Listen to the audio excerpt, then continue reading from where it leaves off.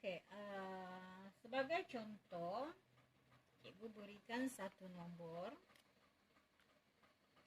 iaitu nombor 142. Ya, 142. 142 bundarkan. Bundarkan kepada puluh terdekat.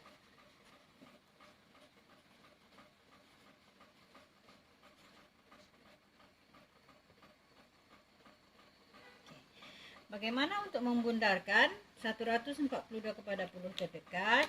Mula-mula kita pastikan kita tanda puluh. Digit puluh. Baik. Digit inilah yang akan kita bundarkan kepada puluh yang lebih dekat.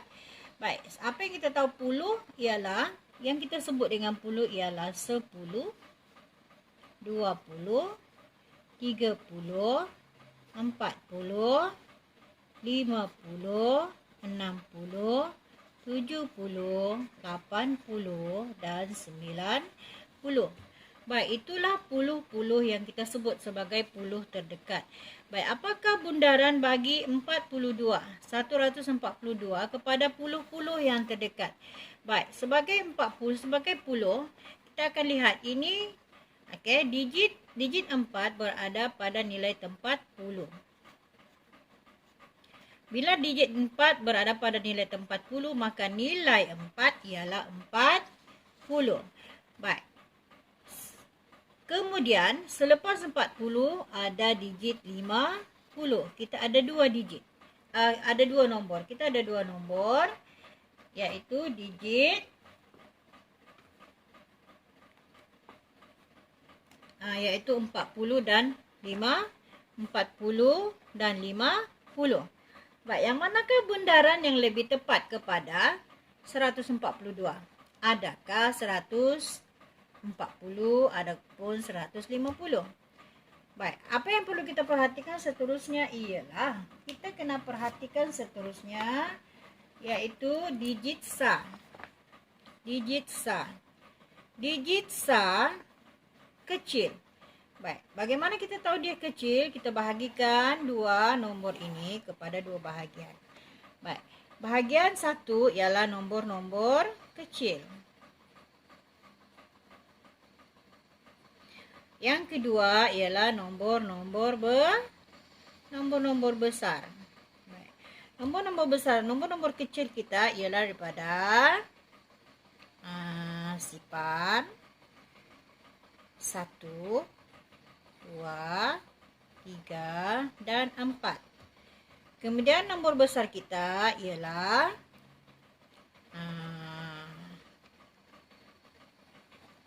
6, 7, 8 dan 9.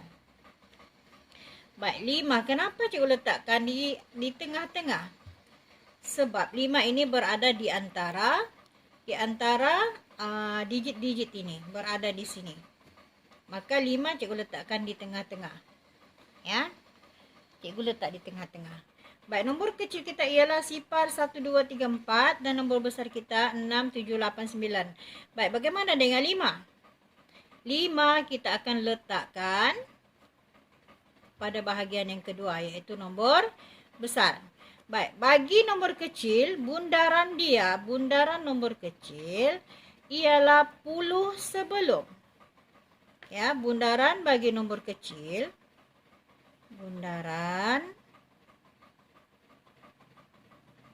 bagi nombor-nombor kecil ialah puluh sebelum. Sebelum puluh ini, sebelum dia menjadi 42.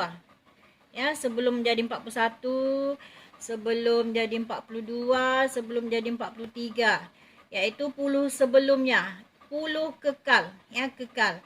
Yang mana bila kekal kita hanya tukarkan dua ini kepada sipar. Okey, tekalkan 2 itu kepada sipar. Maksudnya 10 yang sebelum 42.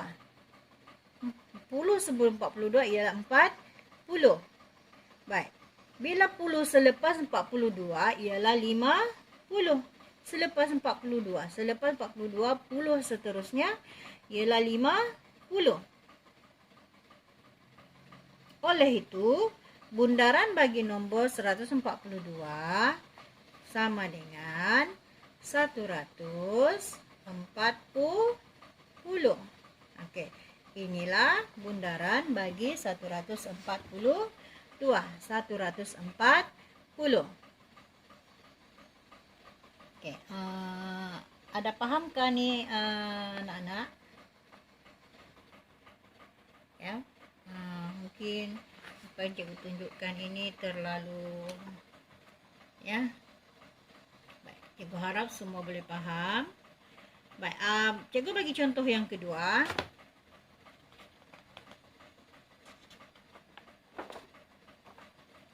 Untuk contoh yang kedua, iaitu kita gunakan nombor lain, iaitu katalah 345.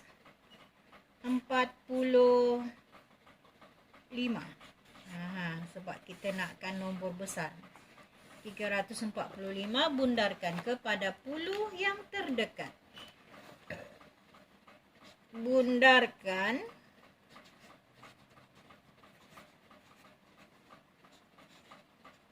kepada 10 kepala. Kepada 10 terdekat. Okay. Seperti biasa, 10 terdekat kita akan, bila disebut 10, maka kita lihatlah digit 10. Digit 10 ialah 4. Apa nilai 4? Apa nilai digit 4? Nilai digit 4 ialah 40. Okey, nilai digit 4 ialah 40.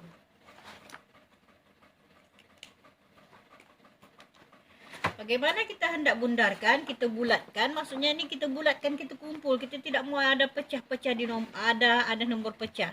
Ya, kita tidak mau ada nombor kecil ataupun nombor apa. Kita mau cuma 10 sahaja. Baik. Seperti biasa 10 kita kena tahu 10 dengan sebutan 10 ialah daripada 10, 20, 30, 40, 50, 60, 70, 80 dan 90. Baik. Apakah bundaran bagi 345? Baik, cikgu sudah sebutkan tadi, lihat digit 10. Nilai digit 10 ialah 40. Baik, dan kita bahagikan lagi kita punya nombor kepada nombor-nombor kecil.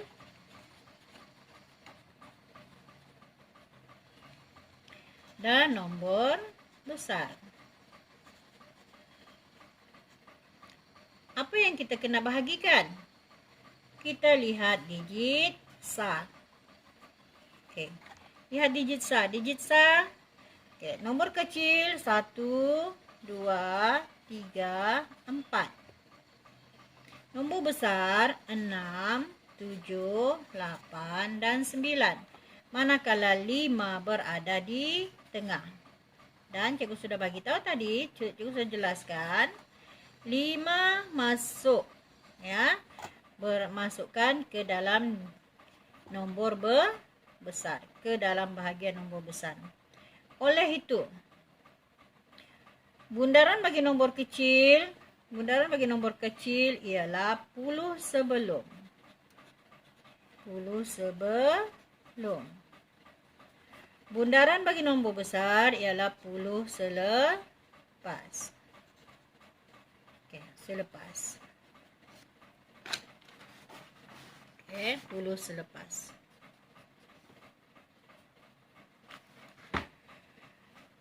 Baik, lihat digit sa. Adakah digit sa ini berada di bahagian nombor-nombor kecil ataupun berada di bahagian nombor-nombor besar? Baik. Bila 5 berada pada bahagian nombor-nombor besar, 5, maka bundaran 40 ini ialah lebih dekat kepada puluh selepas. Puluh selepas 45. Ya. Puluh, 40 dan 50. Kita ada dua nih ya. Puluh, 40 dan puluh selepas ialah 50. Disebabkan 5 digit sah 5, digit sah ialah 5, berada pada nombor besar, nombor-nombor yang lebih besar, maka bundarannya ialah puluh selepas. Puluh selepas iaitu 50.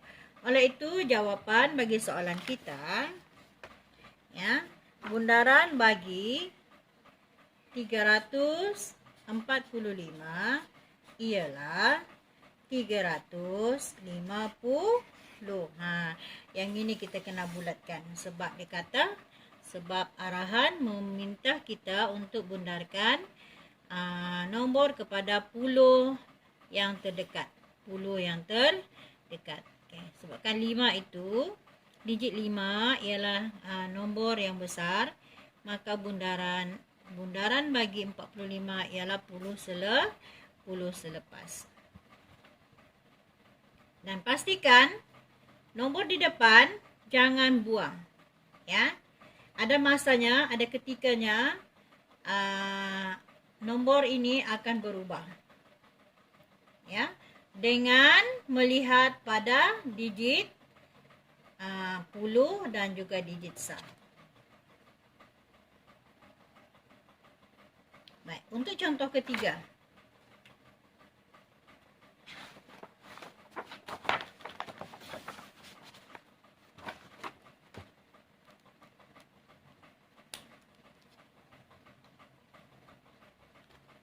Untuk contoh ketiga,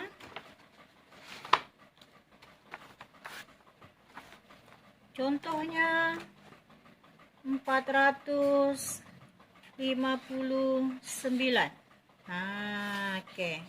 459. Sama juga arahan bundarkan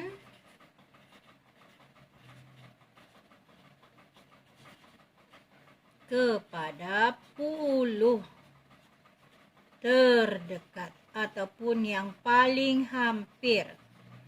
Ya, yang terhampir ataupun paling hampir. Dan ingat, puluh, sebutan puluh. Puluh, ya, sebutan puluh iaitu 10, 20, 30, 40, 50, 60, 70, 80 dan 90. Ingat sebutan puluh. Baik. Digit puluh iaitu 5. Nilai digit 5 ialah 50. Apakah bundaran bagi 459? Baik, lihat lagi digit sah. Digit sah ialah nombor kecil atau nombor besar. Ya, digit sah ialah nombor besar. Apa berlaku bila digit sah ialah nombor besar? Okey. Apabila digit sah berada pada bahagian nombor yang besar, maka bundaran bagi 459 ialah ataupun 59, ya. 59, bundaran 59 ialah puluh selepas. Puluh selepas. 50 ialah puluh sebelum. Ya, sebelum menjadi nombor 59 ialah 50. Dan selepas kita tambah 51, 52, 53 hinggalah 59, puluh yang berikutnya, ya, puluh yang seterusnya ialah 60. Oleh itu, bundaran bagi 459 ialah 460. 59 itu lebih dekat kepada 60. Ya. 59 lebih dekat kepada 60. Jika kita pilih 50, ya, jika kita pilih 459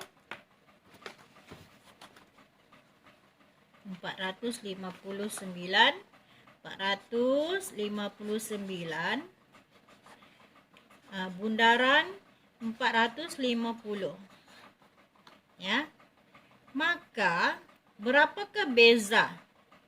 Berapakah beza? Bezanya kita akan menolak 459 tolak 450.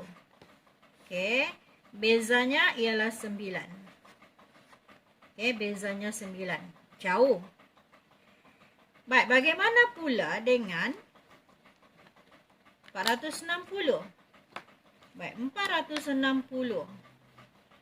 Ya, 460 tolak 459. Bezanya ialah ni 10, okey. Yang ini 5. Okey, 10 tolak 9 tinggal 1. 5 tolak 5 sifar, kosong, habis. 4 tolak 4 pun kosong juga. Beza antara 459 dengan 460 hanya 1. Ya, hanya 1. Baik, beza antara 459 dengan 450 ialah 9. Baik, cuba kamu bayangkan. Bila kamu perlu ke kedai, ya, pergi membeli kedai. Kedai A jauh dari rumah kamu 9 buah rumah. Ya, 9 buah rumah. Sedangkan kedai B jauhnya, jaraknya daripada rumah kamu hanya 1 rumah. Jadi dalam keadaan tergesa-gesa, dalam keadaan yang perlu sangat, kedai manakah yang akan kamu tuju? Adakah kedai yang perlu melalui 9 buah rumah atau kedai yang hanya melalui 1 buah rumah? Okey, itulah rasionalnya, iaitu kita dekatkan, bulatkan, bundarkan dia supaya lebih dekat kepada nombor asal. Baik, mungkin masih kurang penjelasan cikgu, masih kurang faham lagi. Ya, cikgu beri lagi contoh.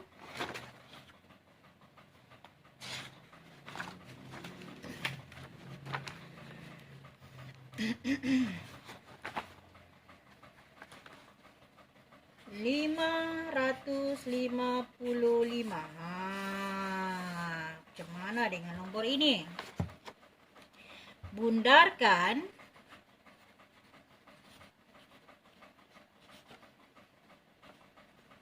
kepada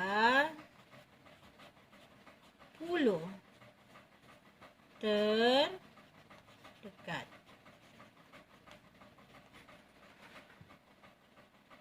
Seperti biasa, bila 10 terdekat, lihatlah digit 10. Apakah nilai 5? Nilai digit 5 ialah 50. Bagaimana nak membundarkan? Ingat, kita ada 10. Bila sebutan 10, ingatlah 10.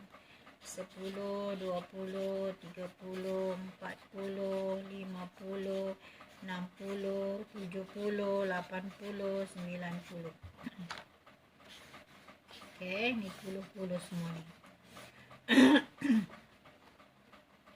Baik, apakah bundaran bagi digit bagi 555? Dah kita tanda M. Fokus pada digit 10 iaitu 5 dan lihatlah digit sah. Ya, kemudian lihat digit sah. Digit sah angka 5. Adakah 5 berada pada bahagian kumpulan nombor kecil atau nombor besar? Ya, sudah pasti 5 berada pada bahagian kumpulan nombor besar.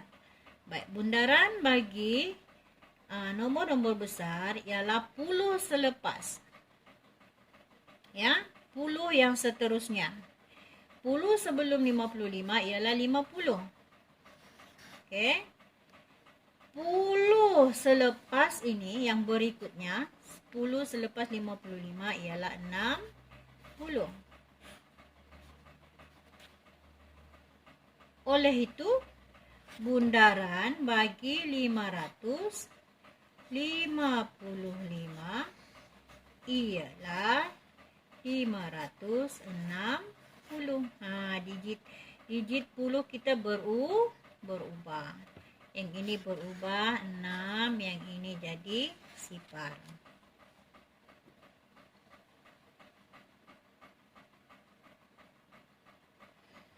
Baik, beza antara 555 dengan 560 hanya 5. Bezanya hanya 5. Tetapi disebabkan berada di tengah-tengah, kita tidak tahu adakah dibundarkan kepada puluh sebelum atau puluh selepas. Ingat, angka 5 ataupun nombor 5 ialah berada pada kumpulan nombor-nombor yang besar.